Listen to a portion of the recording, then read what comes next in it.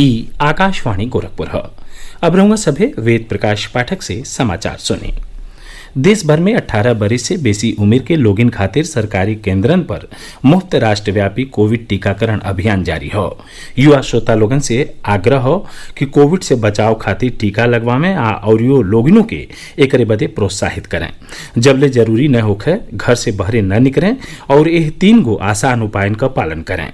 Mask लगाएं, 2 गज का सुरक्षित दूरी बना के रखें, हाथ और मुंह साफ रखें। कोविड संबंधित जानकारी और मार्गदर्शन बदे राष्ट्रीय हेल्पलाइन नंबर 011-2397-8046 और 1075 पर संपर्क करें। और अब समाचार।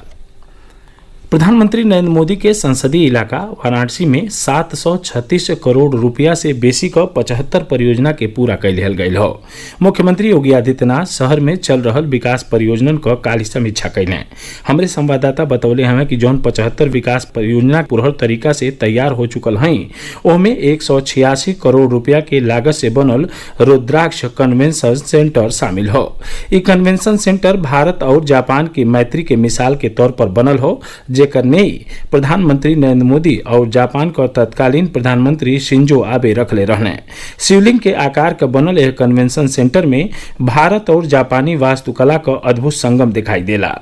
एकरे सभागार में करीब 1200 लोगिन के बैठले के व्यवस्था हो।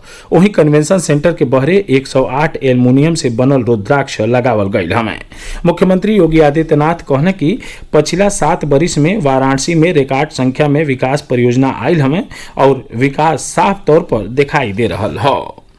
उप मुख्यमंत्री केशव प्रसाद मौर्य आज अयोध्या मंडल में 14 अरब 78 करोड़ रुपया से बेसी का 996 विकास परियोजना का लोकार्पण और शिलान्यास कैले।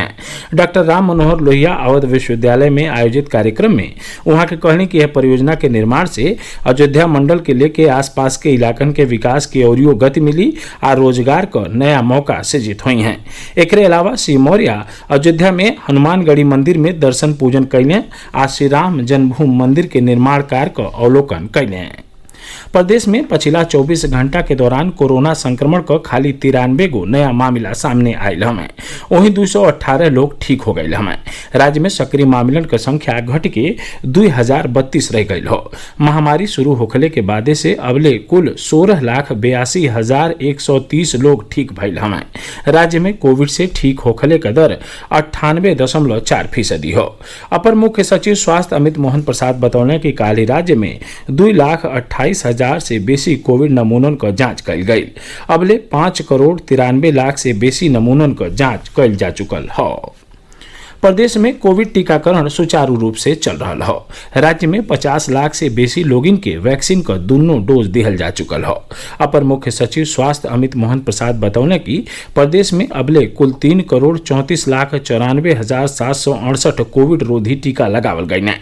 वहां के बतौनी कि 2,84,82,000 से बेसी लोगिन के पहलिका टीका और 50,12,080 लोगिन के दूसरका टीका लगावल जा चुकल हो।